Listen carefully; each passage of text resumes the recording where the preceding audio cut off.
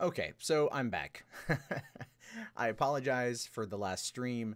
I had an appointment with a plumber that was set to happen between 3 and 5, and in the most random time ever, the person showed up 2 hours early. And the problem was solved in about 5 minutes, so there is definitely that. But I wanted to do the start over again. I know I'm running ultimately about an hour behind today. It's unfortunate, but it is where we are. Where we are, I guess that's how I want to say it. And I figured we would do the stream this way and have a lot of fun. So I was going to give it a couple minutes for people to come back in if they want to. Gun Griffin, the Dundee actually is part of today's show. It is part of today's show. There is I got some stuff for that. Actually, there's a new thing for that too. The plumber came early, diggity, yeah, or giggity. The dude showed up early, yeah. And the what happened was I have a sump pump for my crawl space, and it's been grinding. It was grinding, and so I turned off the power, and I had to wait like a week to get somebody out here. And we get lots of rain where I'm at, so I was a little bit worried. And it turns out that when it did actually fill up, it had lodged the float for the pump against a pipe. So the pump thought it was constantly having to suck up something that wasn't there. It was trying to suck real hard. And it ultimately, that was a problem. So all he did is just go, bloop. I know nothing of pumps. I know how to fix it now, but thankfully he didn't charge me anything. He did quote me, though, or give me an estimate for how much a new sump pump would cost. The installation is like $1,200. And I'm all like, get the hell off my property. No, very nice guy. Very nice gentleman. So yeah, that's what happened with that. It's unfortunate, but it is where we are right now. The volume's low? As you said, the volume's low? Oh, wait. Hold on. I know why. Thank you for letting me know. There we go. Volume should be a lot better now. Or let me actually. Every time I do a live stream. That should be fine. Every time I do a live stream through Google Hangout, it alters my levels on my system, so I have to then go back and tweak everything. Yeah. If You Smell says literally that entire explanation could be used as a porn script. I would, posit that to say that any real explanation involving a serviceman or a handy person could easily devolve into a porn script. So, volume is low for you. Well, yeah, I fixed the volume. So thank you for reminding me. Yeah, that's a problem with this stuff when you're controlling all the elements of it and everything else. Yeah. So basically every time, so if I have, let's say, for example, I've got the recording, the volume level or the gain on the microphone all the way up to 100, right? The volume level on that up to 100. If I go into a Google Hangout or a Discord call or anything else, the system will automatically lower it by about 30% or so, right? So it drops it down for some reason. Because it automates it, I guess. And so ultimately I have to go then and manually readjust it. I just forgot to manually readjust it. So there's that. I know. Stuff you guys clearly don't care about. And that's okay. That's all right. That is all right. One thing I do want to check real quick, though.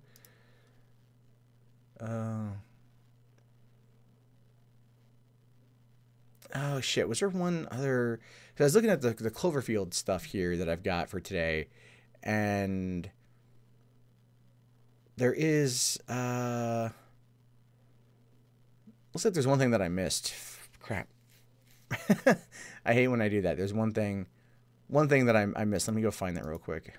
See if I can find that. Because... well, I guess it really doesn't... I think it's tied into it, but I don't want to go full ARG on it just yet because I don't know all the info. But the Reddit for Cloverfield is quite interesting. So, okay. Right. Okay, that's what. Okay. Yeah, we'll do. I'll add it in. Where you guys are gonna see me do this shit live. Okay. Okay. All right, so there's that. Okay, at least you got that last little bit there I wanted to get, because there's a lot going on with Cloverfield right now. There's a lot going on with the God particle and everything else. So, and I also X'd one story I was gonna do and replacing it with another story. We're gonna have a pretty good episode. It's gonna be kind of long. So good. I think we're gonna be fine. I don't want to overdo it. I got it set. I don't want to keep looking at more movie news, because I'm going to keep going, oh, that's good, that's good, that's good, that's good, that's good. And ultimately, it's not very good. So, all right. So, yeah, we got 35 people watching. Again, people aren't going to... It was a quick recap, so people are probably may come in later. So, we just post this up. And get a drink of water. Let's do this. Because this is the fun stuff. This is the fun stuff. Oh, hey, what's up, Magic Tabletop Girls? How are you? Make you a mod. All right. What is the first? What's my opinion on the Emoji Movie being the first movie shown in Dubai after a 30-year ban? It wasn't Dubai. It was Saudi Arabia. And honestly, this was just our revenge for 9/11. So, ha to that.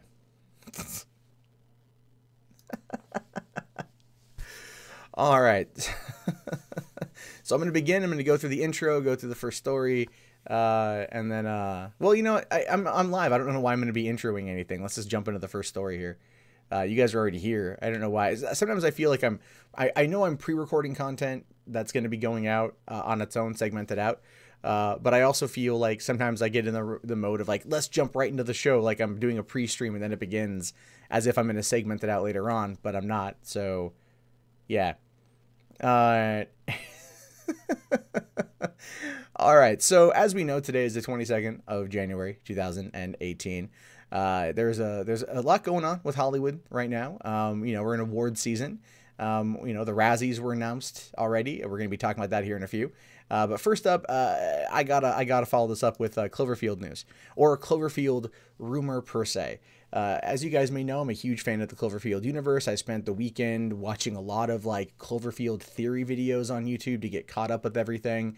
And I can already feel like the inner nerd in me really wanting to dive back into the ARG, because I was heavily into it back in 2007 at the tail end of that.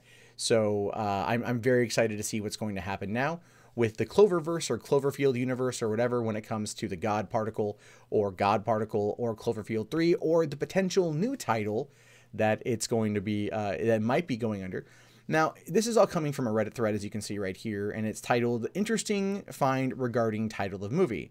Now, there was a LinkedIn page here, which we can't go look at because I'm not signed into LinkedIn, but someone took a screenshot of it, and what you see here is that this is from a Chinese digital artist, right? A graphic artist, basically.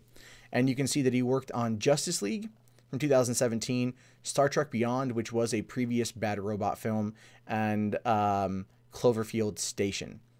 Now, Cloverfield Station is interesting because given the idea of what the God Particle is, it lets us know a bit more. Now, the entire plot line of God Particle are astronauts find themselves on the International Space Station, and they do an experiment up there, I think with like the Higgs boson or whatever, the collider, that ends up basically making Earth disappear. And then they're stuck out there, and then a shuttle appears, and they don't know if the shuttle is going to be friend or foe. So Cloverfield Station makes sense when tying into the larger Cloverfield mythos. And this is all we've got right here, kind of. If you head over to this, you can't see the URL domain name, but this is actually cloverfieldstation.com, which exists. There's also cloverfieldstationmovie.com, which also exists. And if you do a search on Instagram, you can find the Cloverfield Station Instagram, which apparently was created back in June. There is a Cloverfield Station Facebook group, or Facebook page here that was created a while ago as well. And if you just go and look up the Whois database information, which is all public information for CloverFieldStation.com, you can see here that it was registered by Dynadot LLC, and it was created on June 9th, 2017. And of course, you know, the Whois data is protected. Obviously, they go through that, but we get an idea here of who created the website. Now, when you look up CloverFieldStationMovie.com, you also get your hands on the same exact information. So whoever created this, if this is a troll, this is a 7-month gestating troll job that's bought this domain name and waited until getting into the new, you know, the hype for the movie while it's 3 months away before pushing the data, which is really interesting, which is super, super, super interesting. But at the same time, Paramount Brazil apparently has a different title for the movie. According to this, they have it listed as Cloverfield, the God Particle. And so, or Cloverfield God Particle is what they're listing it as in Brazil. So we ultimately don't know entirely what to expect out of this movie, what it's going to be called. But a clue did pop up. Now, this again is coming from another Reddit page here saying 04/18/2028 is a warning from the future, maybe. Now, one of the things you have to, when I talked about the Cloverfield or the God Particle first clues dropping the other day, there was the Togarato.jp, which had a bit of a press release that was on the website that said here, Tokyo, January 2018, Togarato has been in development of a revolutionary new energy technology in what CEO Garo Yoshida calls a technological great leap forward for our planet. This renewable technology will take at least 4 years to complete, along with another 6 years international regulatory bodies to bring the powerful revolutionary energy by April 18th, 2028. Now that would be 20 years and 3 months from the release of the first Cloverfield movie, but still following in line with the decade-long release, right? So April 18th, which is why if you go over to 04/18.28 or 28.com, this is what you can actually find here. And this is running a message. That's all it's doing, is just running this message on repeat. And you can tell that ultimately there's nothing much else. People have been diving into this, trying to go frame by frame, see what they find. But ultimately, it's just another creepy audio scrambled mess. But if you listen closely, it comes across very much as like an SOS, and very much a way to, you know, help people keep the game alive and to keep people going back for it. So ultimately, I have no idea what this is going to tie into. But looking back over here at the press release, you know, the release date website gives us a warning message, like an SOS, and they're talking about how they're releasing a new energy source on that particular day. Whereas the plotline of God Particle or Cloverfield Station or Cloverfield 3 or Cloverfield God Particle is ultimately going to be revolving around this particular idea. So it's just a little more information and insight into the Cloverfield world as a whole, and you know, hopefully we will definitely get more information that will lock it all into place and connect the 3 films together in a much more elaborate way. Because looking at some of the videos that I did, I like the theory that that 10 Cloverfield Lane actually took place in the same timeline as Cloverfield, but just like 8 years later, right? And that actually seems to make some sense, that we're given some of the theories that we've seen so far. So hopefully we'll be able to get our hands on some more concrete information that will allow us to really dive into what this series is all about, because I am so happy that it's back, and I really hope that Paramount and J.J. Abrams keep it going for a long time. But the question is, though, what do you guys think about this? I am curious to know, because this is something that is really liked by a few people. So, yeah, sorry, I didn't see the tab. I'm just going to close. There we go. So, yeah, is that... I didn't say that it was still up. I'm sorry, guys. Yeah, there we go. I might have fucked up the video, but it's okay.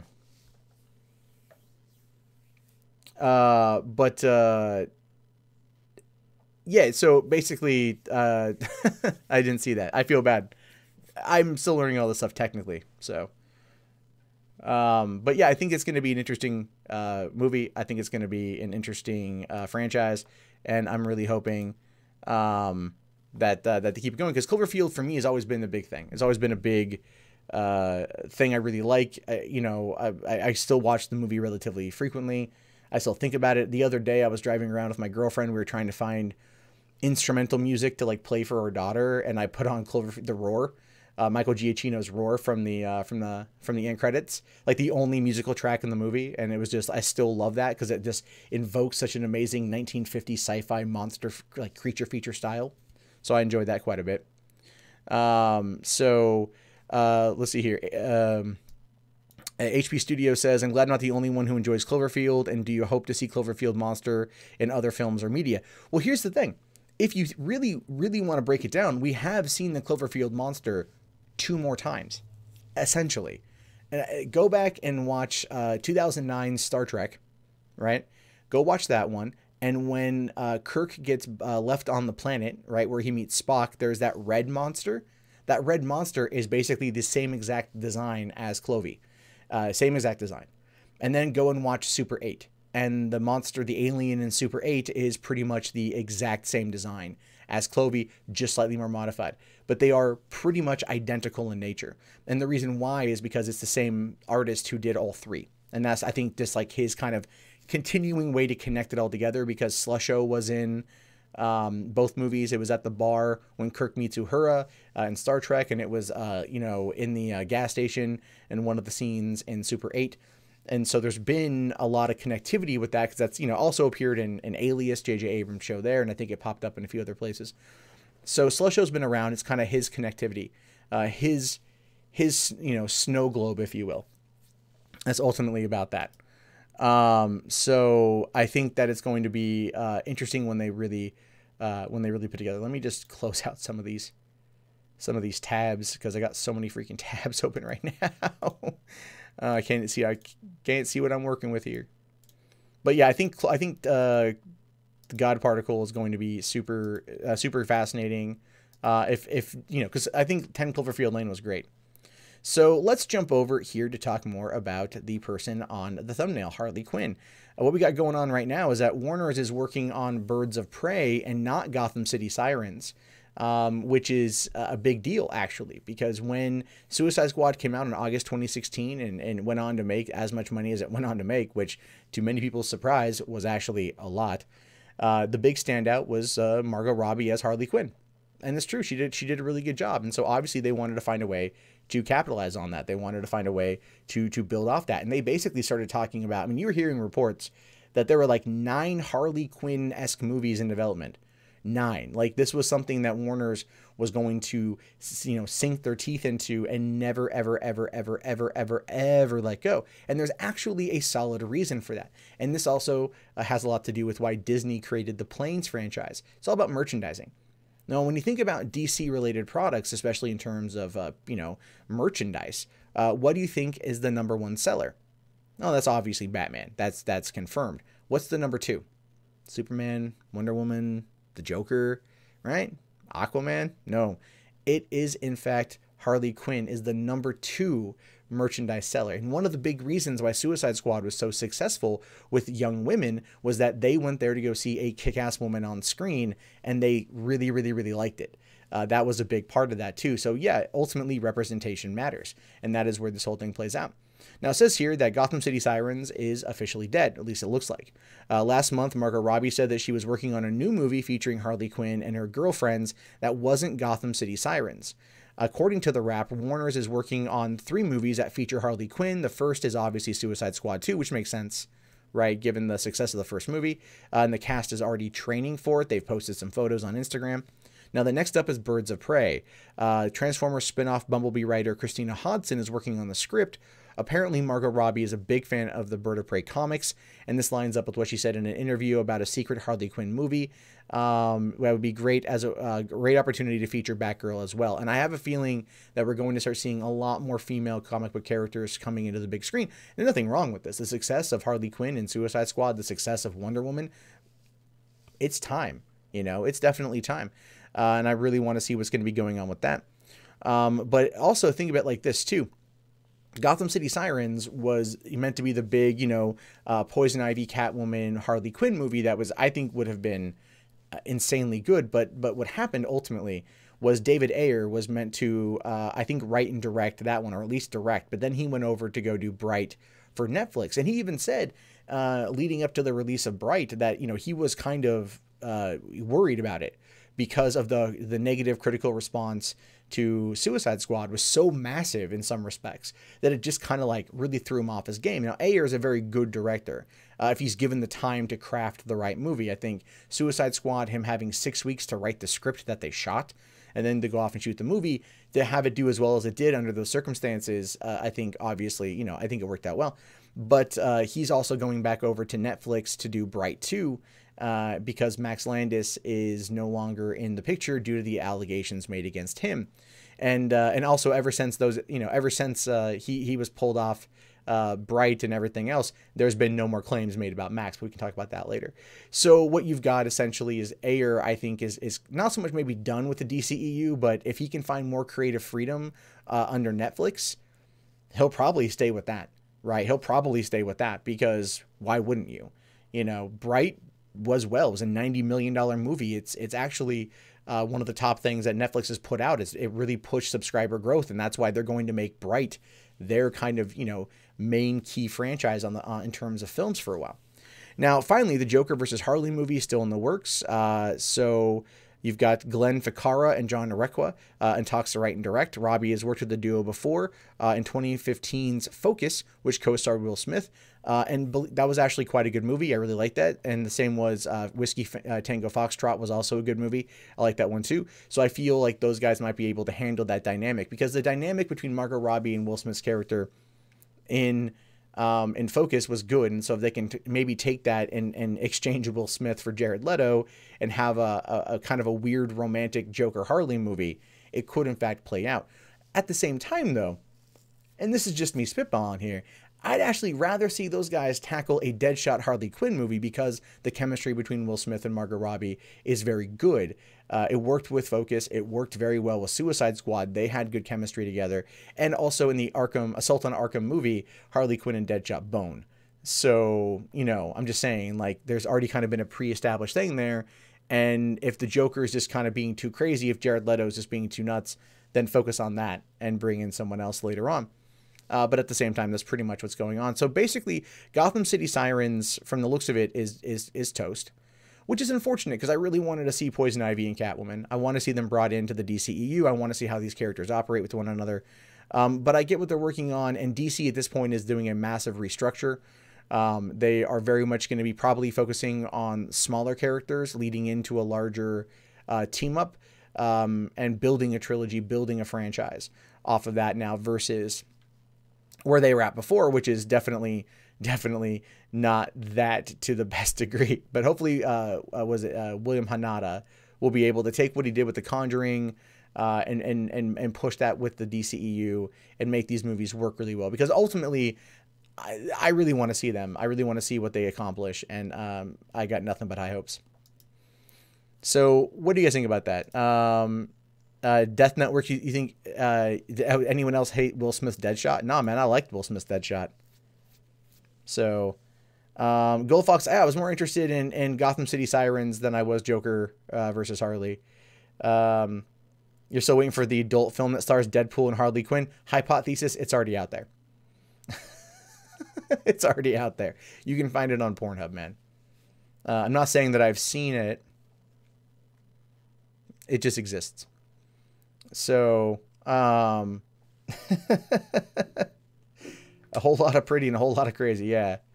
So I think that the DCEU, if they start focusing on these smaller characters and they start focusing on these smaller things, we'll be in a better situation overall with them.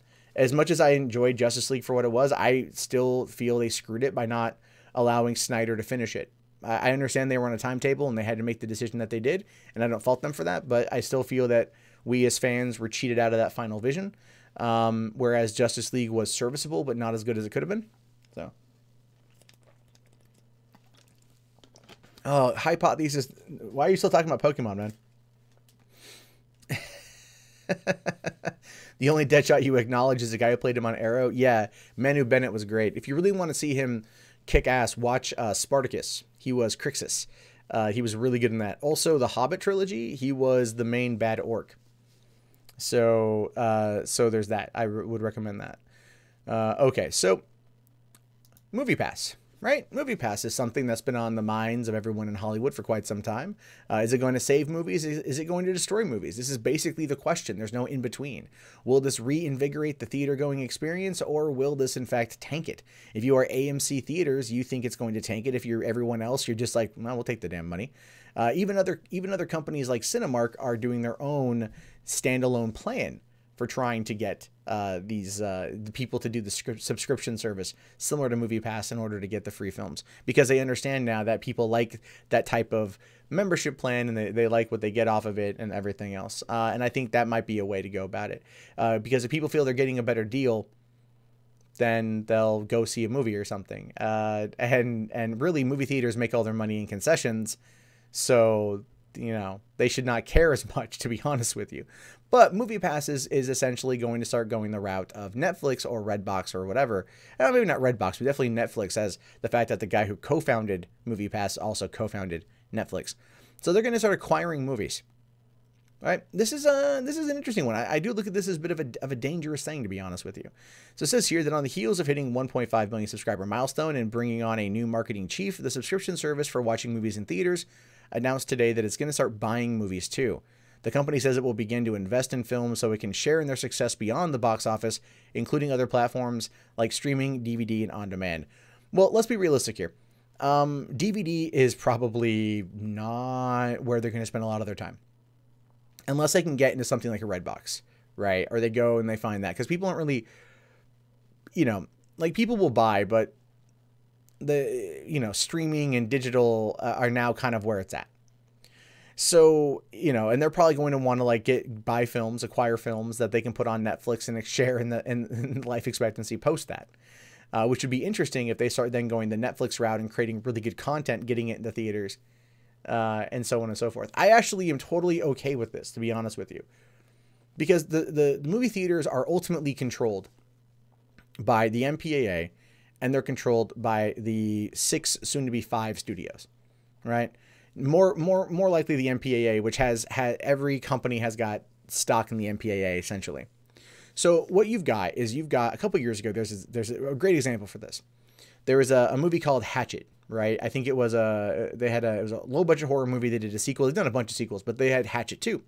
Hatchet 2 was not rated by the MPAA, but the distributor had worked a deal with AMC Cinemas. At the time, AMC was trying to become its own distributor and put movies in its cinemas without going through the studio system. And they decided to run the not rated Hatchet 2. And as a result of this, the MPAA threw a legitimate shit fit over it and lost their damn mind and threatened to boycott AMC. And AMC ran the film for a weekend and then caved to the pressure and pulled it. That's what happens when you put,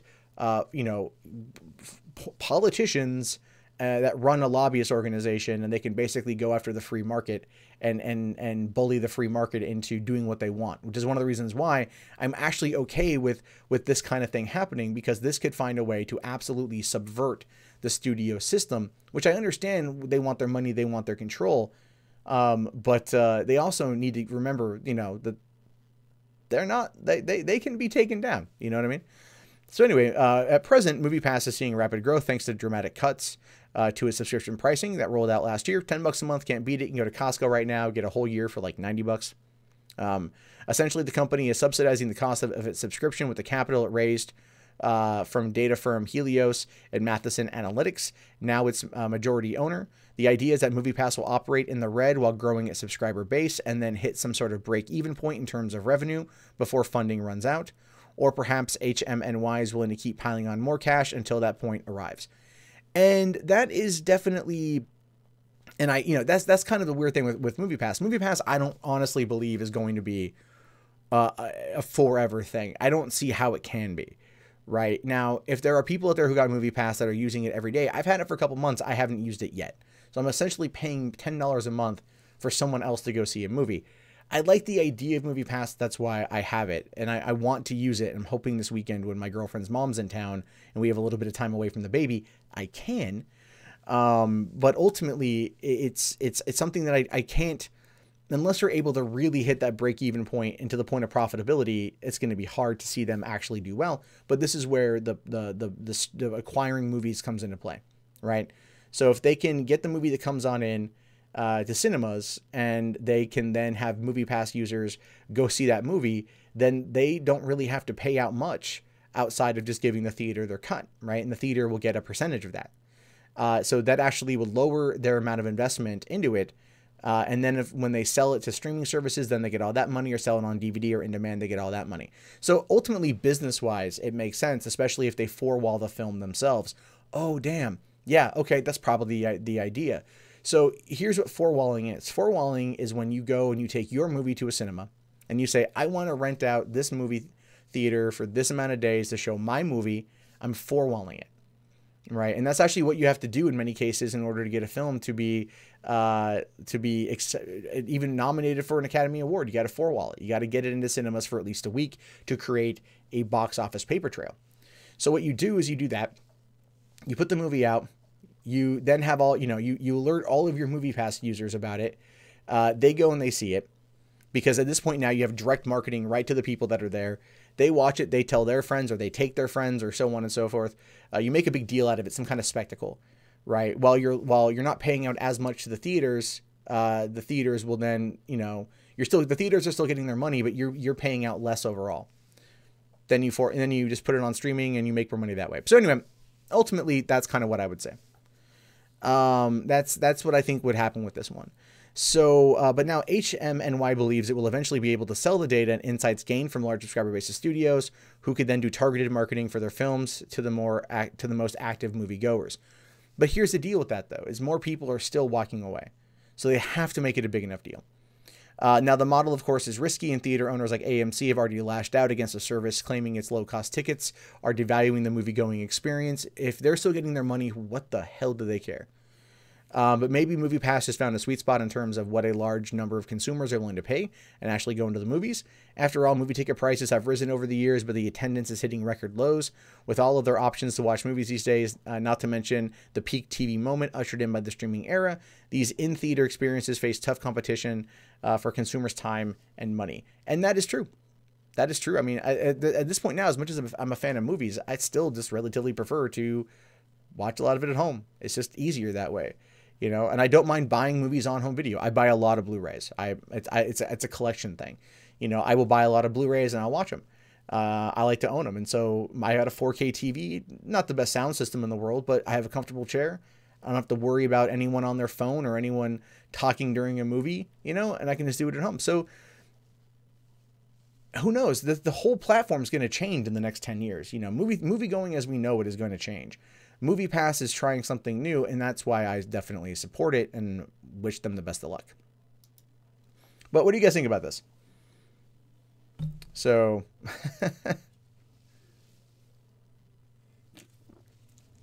The One True King, I don't know people, I know my theater will accept it. I've asked them, they'll accept it and whatnot. So, the Grim Reaper forgot about Redbox. Nah, Redbox is popular, dude. Redbox is super popular. I see Redboxes used all the damn time.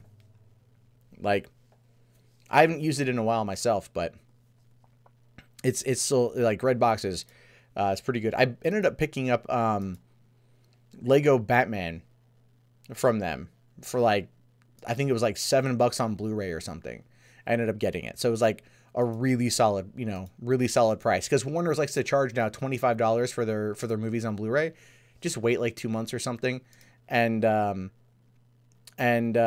you'll see a lot more.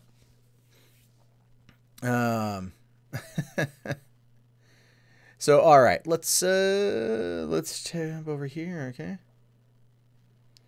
Yeah, no, the MPA, yeah, Daniel, the MPAA has a lot of power, because you got to understand, Chris Dodd, who's a former politician, is now running the MPAA. He took over when Jack Vicente died. And Vicente, no one liked him. When he died, people cheered, seriously. And then he took over for him, and then the MPAA is just, they're a lobbying wing. That's all they are. They are a lobbyist wing for the studio system. That's why the studio system, all the studios are invested into the MPAA. And then the MPAA will also sit there and try to, create, you know, moral, they try to like be the moral arbiters, right? Like it costs, if you don't go and pay the money to get your film, you know, rated, then, you know, you can't go and be in theaters, right? And the thing is, it doesn't cost you like a great deal of money. It's like $1,500 or something, like the last I heard, to get your film rated. But what it is like they, you know, they rate the movie. There's no direct criteria necessarily. It's a lot of, it's kind of like just how they're feeling based upon a certain checklist. You ever wonder why some PG-13 movies or some R-rated movies are like more violent than like some PG-13 movies are more violent than R-rated movies, but because an R-rated movie says maybe fuck more than once, or it says, you know, like fucking suck my dick or fuck you or whatever, that it ends up getting an R rating for like that one swear word. And that's because the MPAA, whoever was running it that day, doesn't like the sexualized nature of the word fuck. Like I can say fuck or fucking or fuck you, but if I say we're gonna fuck, that's a totally different thing. Like, again, I can say that in a PG-13 movie and get a PG-13 rating for saying it. But if I say we're going to fuck, then it's an R rating. It's all about the connotation of the terminology. And again, it's very, very, very weird how they do this. It's a system that just ultimately needs to be abolished. But no one ever looks at the MPAA, right? Because the studios freaking need them. They freaking need them. So... Would I say that Ajit Pai is establishing an MPAA for the internet? No, I wouldn't say that so much. But there's that. So yeah. All right, this one's gonna be fun if you are a non-fan of Ghostbusters. If you did not like Ghostbusters and you do not like Amy Pascal and you did not like Sony Pictures, you might like this. So according to comicbook.com here, Sony Pictures head says if the studio doesn't grow, they'll be purchased. Now you might recall roughly about a year ago, maybe 9 months ago, there were reports that came out that Sony Pictures had written down about $980 million from 2016, meaning it lost about $1 billion. And 2017, outside of Spider-Man, didn't really do as well. Okay, I will say Spider-Man and Jumanji.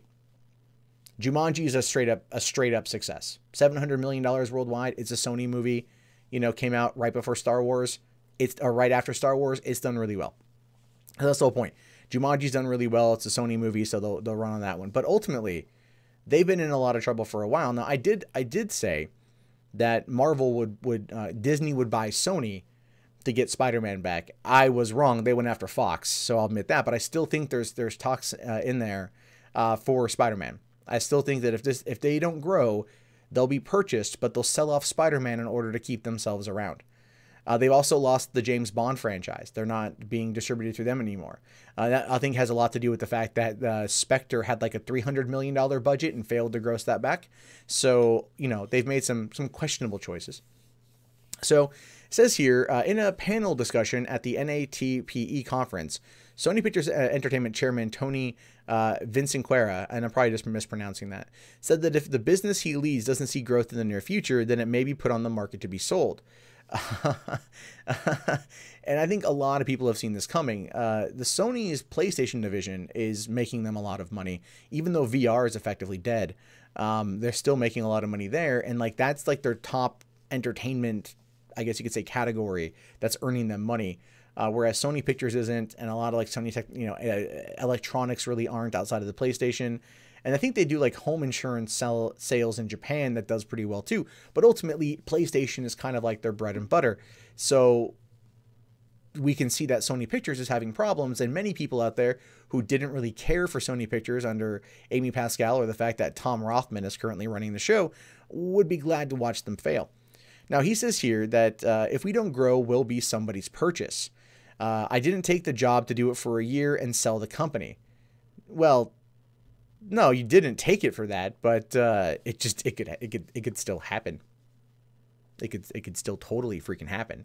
And I don't think anyone out there is going to really be sad if it does. I don't think anyone out there would be sad if it does. I mean, 2014 was kind of like the nail in the coffin, if you will, right? That final nail when you had the Sony hack releasing all that information, which got Amy Pascal to, be effectively terminated. But at the same time, she orchestrated the deal to merge Spider-Man with the MCU, therefore saving her career. So ultimately she did well there. We also learned about Ghostbusters 2016 and all the information around how they screwed over Ivan Reitman and Dan Aykroyd and put Paul Feig in place, which ultimately led, I believe, in essence, to the downfall of the movie, because nobody, once you got the behind the scenes information, you weren't really duped going into to everything. You knew what they were going to do and how bad it was going to be. Never mind the fact that you had the Emoji Movie, which did okay in 2017, but Dark Tower was meant to be this big new cinematic franchise that crashed and burned. However, I did quite enjoy the movie. Baby Driver was a success, but on a small budget. And again, Baby Driver was great, but that's Edgar Wright. That has nothing to do with Sony. Now, he also said that among his first challenges that he had to overcome was making sure that his executives understood that they need to be more nimble on both his film and television productions by creating a sense of urgency, saying people are aware the business is changing rapidly. If we are not on our toes, we're not going to be in business very long. No, and that's true about every industry. You have to always be changing and evolving and doing everything else. But it's one of those things where you gotta, being on your toes also means putting out the good content. And I understand that right now trying to do the Venom movie and the Silver Sable Black Cat movie in order to run parallel to the MCU while having Peter Parker, not Spider-Man, but Peter Parker as a bridge is going to be interesting to see how that plays out. And if you guys get the Uncharted franchise off the ground, which have been rumored now for about a decade or so, then, you got to get something that's going to bring people in. And right now they're just not doing that. So it says here, the direct words were curious to hear from a longstanding member of the Big Six that made over 4,000 films and won 12 Academy Awards, or winners for Best Picture to its credit. Sony Pictures Entertainment also owns Columbia Pictures, TriStar Pictures, Screen Gems, Destination Films, Affirm Films, and Funimation, as well as a vast number of smaller operations and Sony Picture name subsidiaries.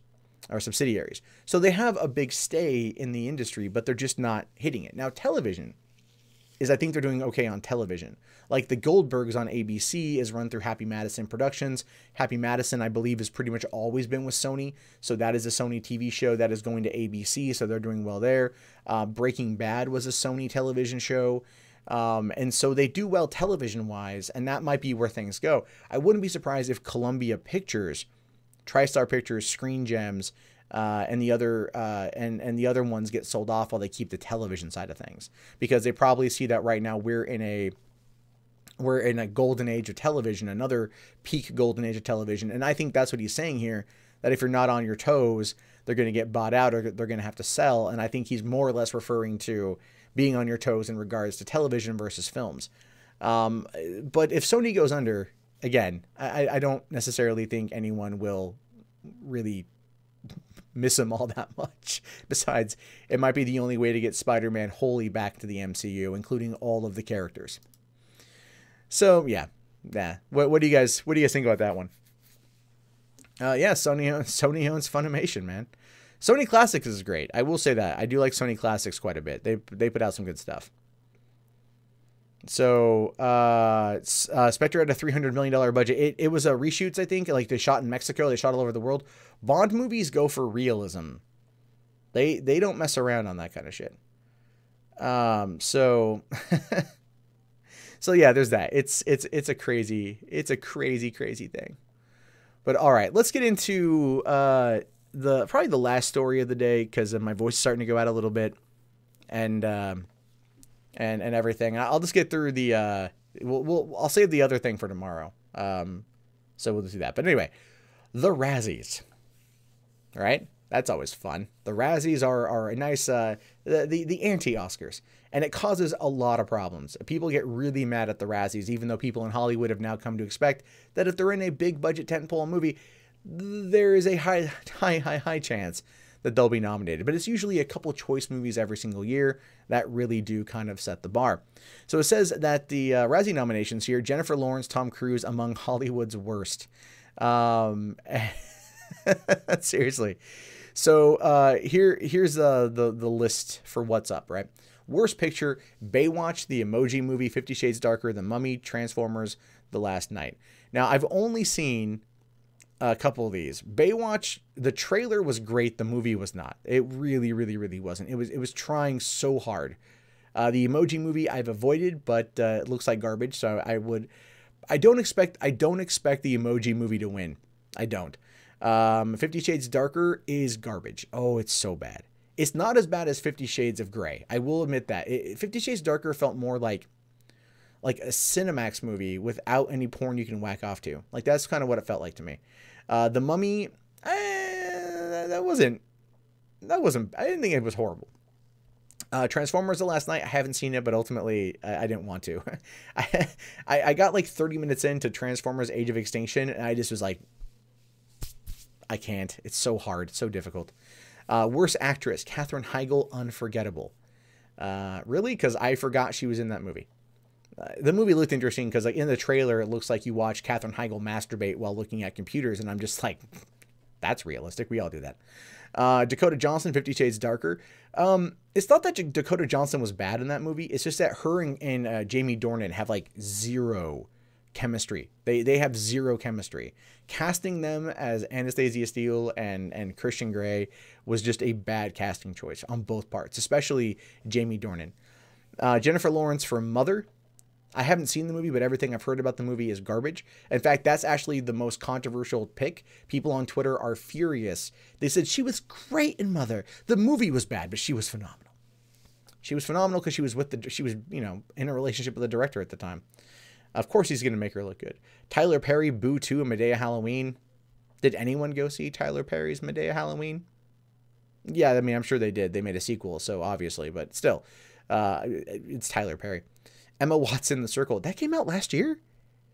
Man, I thought that was like 2015 or 2016 or something. It's crazy.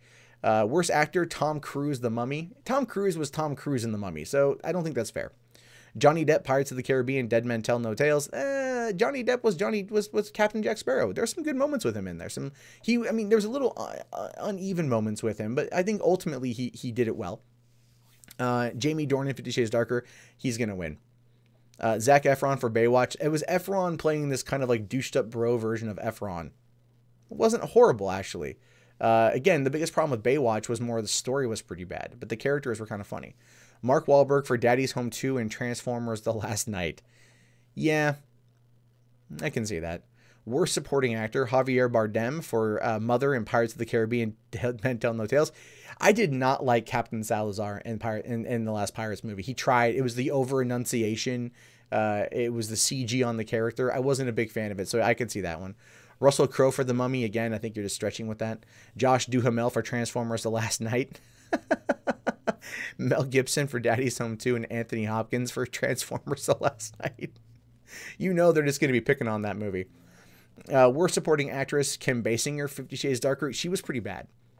Her character in that movie was meant to be like the mentor to Christian's character, the woman who took his virginity and taught him how to be a dom and everything else. And there's meant to be this this back and forth and everything else, the secrecy between them. He calls her Mrs. Robinson. I said I've seen the fucking movie.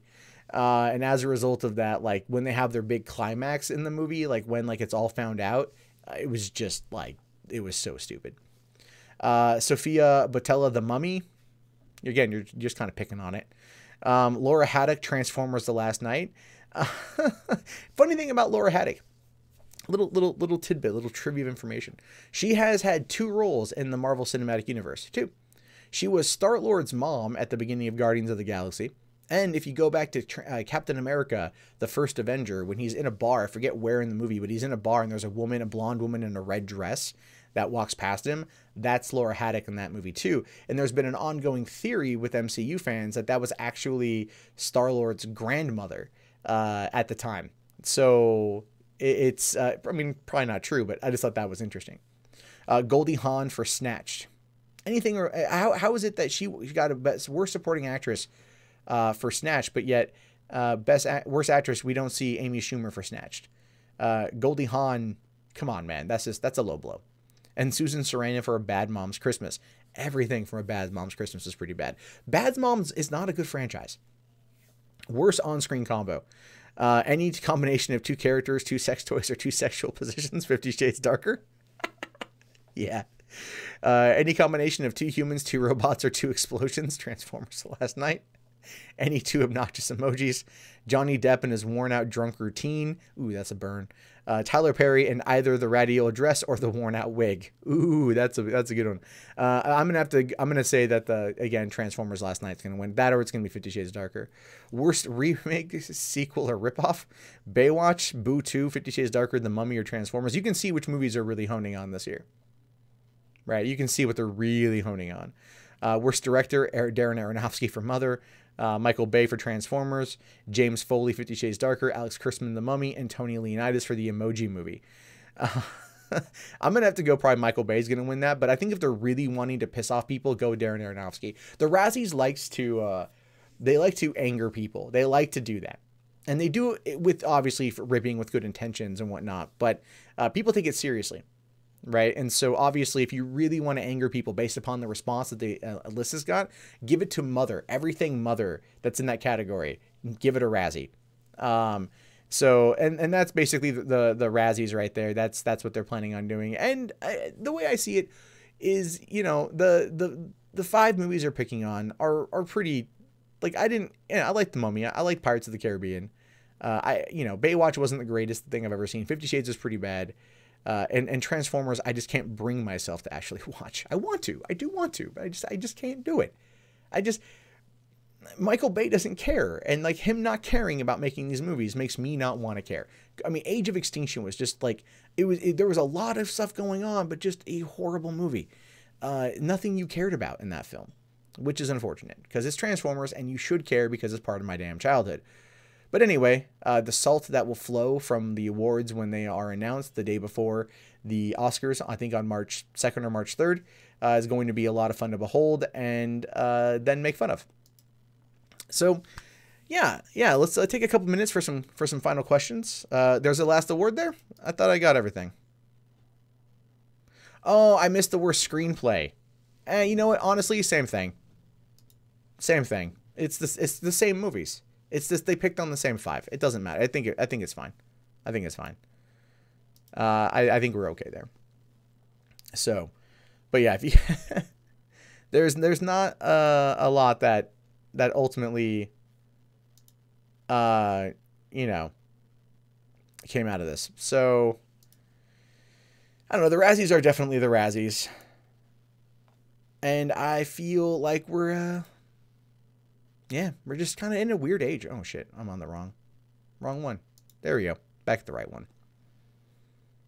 And I'll save the Dundee stuff for tomorrow. Mostly because I'm just like I'm already like, an hour behind schedule pretty much.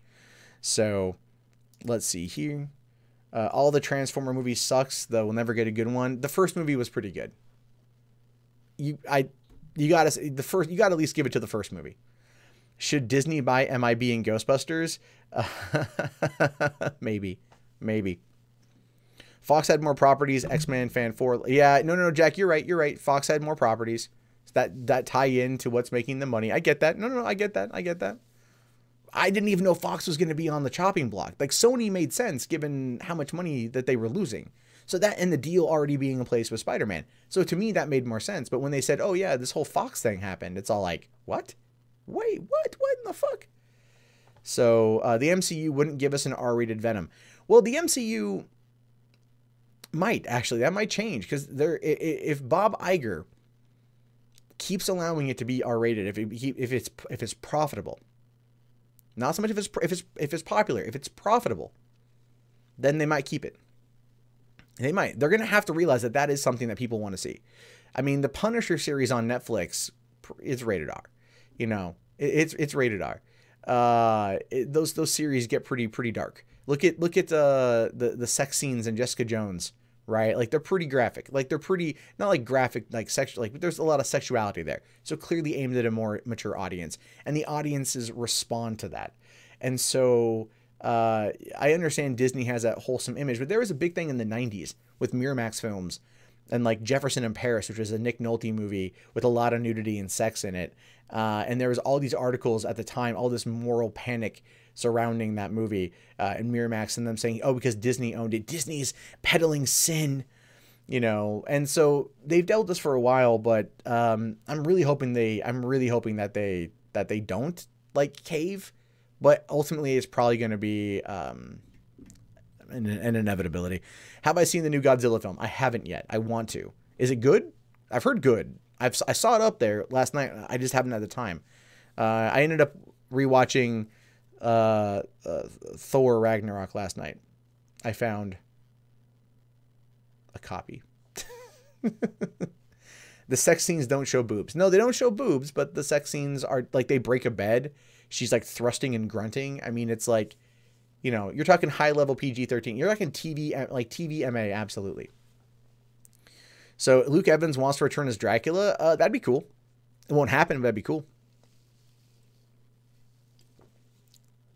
So, I don't know. Who knows what will happen with the MCU? It will continue to make a lot of money. You're worried that Disney will ruin Fox Searchlight? Yeah. Eventually. So it's unfortunate that this is why Netflix is going to do well, because of that freedom. And anyway, oh yeah, Max, so Bob Iger has said, in regards to Deadpool, Bob Iger has said that he wants to keep it. He wants to keep it as R-rated, right? If it's like more or less, if it's not broke, don't fix it sort of thing. He also extended out his contract to be the CEO of Disney from 2019 to 2021. And so whoever his successor is in 2021 will either continue the trend that Bob Iger set forward. So we're going to get R-rated movies for a while. But ultimately it's going to, it depending on who's running it. And if the movies start not making money or they're just not doing very well, then they will end up probably homogenizing them to the point of where it's like, what's the point? You know, but if they're making money and they can sell merch, and Deadpool sells a lot of merch, then they might keep it going. Like I said, the whole thing with Harley Quinn earlier on, it's all about that. So, well, yeah, the CEO of Disney, well, yeah, no, he brokered the deal for Lucasfilm and for Marvel. And he's working on this one. So yeah, no, Iger's smart. He was talking about a presidential run. Although that would be interesting. If Netflix doesn't get bought by Apple, that is true. If Netflix doesn't get bought by Apple, I would actually protest if Apple wanted to go buy Netflix. I'm not kidding you. I would protest. I would go down to California, go to Apple's freaking headquarters, and like I would lead a protest with that. And the reason why is because Netflix on its own makes a lot of money. But the thing is they allow for creativity, and Apple is homogenized as shit, man. Right? Everything has to fit into the Apple brand, right? The cult of Mac is real, and fuck that. So, nah, I don't want that. I don't want that at all, man. Disney will never get a penny from you after The Last Jedi. Elijah, that is a lie, and you know it. That is a lie, and you know it, sir. You want a Maximum Carnage movie? That could happen. I'm not kidding you. That could eventually happen. I would assume, though, that they might focus more on doing like the animated side of things.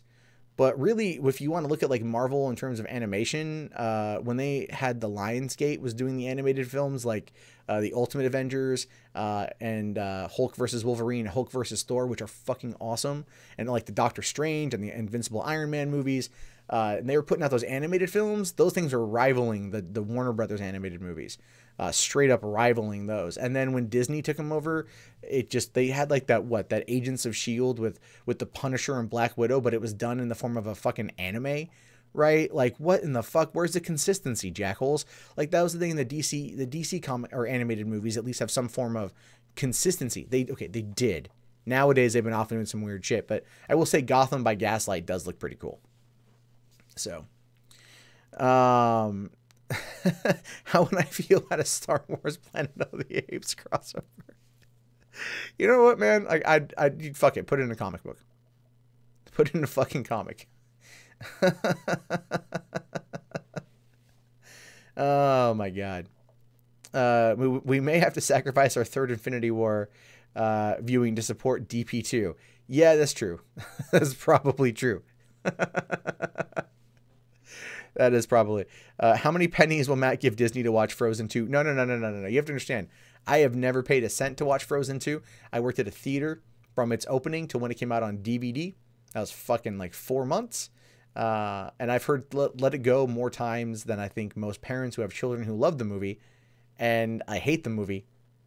I hate the movie. And the lady who wrote Olaf's Frozen Adventure, that one that was in front of Coco that like everyone freaking hated, is writing the Black Widow standalone movie. So let's give it up for Disney dropping the ball on that one. I should probably talk about that. I haven't talked about that yet, but you know what? The next time there's an update on the story, then I'll bring it up and I'll talk about it.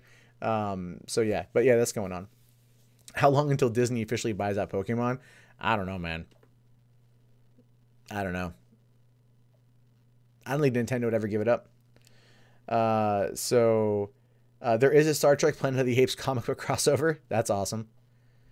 I love the Freddy versus Jason versus Ash was really good. I like that quite a bit. I really wanted that movie to happen. I was so bummed when it didn't happen. One of the things I thought about doing on this channel would be looking at movies that were proposed to be made, that were going through the process of being made, and then failed, and then just doing little videos about that. Because like the Freddy versus Jason versus Ash is a thing. There's a bunch of movies that were like talked about coming out that just end up dying, and I thought about putting that together because I like looking into those things. You didn't hate Frozen as much as you started working retail? Yeah. Work at a movie theater, man. You don't know fucking hell until you've worked at a theater during that shit. Star Trek X-Men, the crossover, there was a novel. Yeah, Freddie. Did you read the comic book, Max? Did you read the comic? I actually met the producer, the guy who was trying to organize that whole thing together. He was a producer on Freddy vs. Jason, and he was the one who was spearheading the versus Ash. He talked about the project. This was like 6 years ago. I met the guy, and he talked about it briefly at an event I was at in LA. And he had said that basically Bruce Campbell was the reason why it all fell apart. He fucking hates Bruce Campbell. He was like, I loathe that man to the end of time. And apparently Bruce had demands. But I think at the time Burn Notice was just coming out, and like Bruce was kind of getting that resurgence. And I think he was kind of done playing Ash, you know, and it wasn't until later on when all the reboots were coming out that he donned the chainsaw again.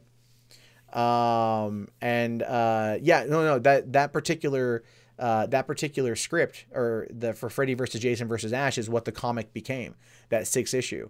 I remember when that 6th issue came out, dude, my fucking buddy and I at work, we were geeking out hardcore. Like every month we were getting it, we were reading it, we were discussing it. And like, oh, we really, really, really liked it. And then, of course, I read a lot of the other, like, Ash versus Army, or like, like, what was it? Like, Darkman versus Army of Darkness. All the other Ash crossover comics were pretty cool. Those are pretty good.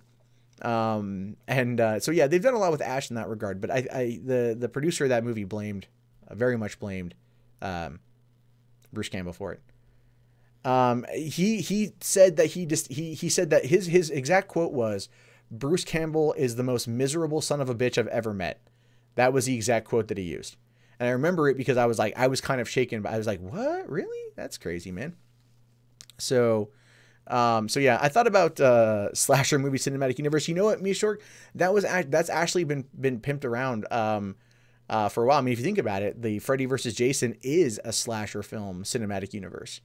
And Freddy vs. Jason was awesome. It was a great movie. August 2003 is when it came out. It was that movie and Finding Nemo, I shit you not, were the only two films in 2003 to have to each spend 2 weeks at the #1 spot. Right? I'm not even kidding you. So there's definitely that. But so there's a lot that's gone on with all that kind of stuff, man. Lucha Underground, produced by Robert Rodriguez. It wasn't that done for the El Rey network that I think at this point is effectively dead. Yeah, the thing I love. Did anyone ever see the opening of From Dusk Till Dawn 2 with Bruce Campbell and Tiffany Amber Thiessen in the elevator? Like, that was a weird thing. I do have the DVD box set of The Adventures of Briscoe County Jr. And I've also got Jack of All Trades. the box set. Which the funny thing too, the other night I was holding my daughter and I'm like trying to think of a song to sing her. So I started singing her the opening theme song to Jack of All Trades, because I love that show so very much and would love to see. Wanted it to last longer than it did. But so on that note, guys, I'm gonna wrap this thing up. It's 3 o'clock. I need to get these videos segmented out and up on there. I'll be back tomorrow, 1 p.m. Pacific Standard Time, to do another few stories for us. If you got anything you come across, you can very much head over to mundanematt.com/submit or send it over, or just pop over to the Discord here, which I'm linking right now in the video. Pop over to the Discord, come in, chat, and very much help out with the show, and then you guys can go on there and talk too. So I'll be back tomorrow. Thank you very much, and peace out, everyone.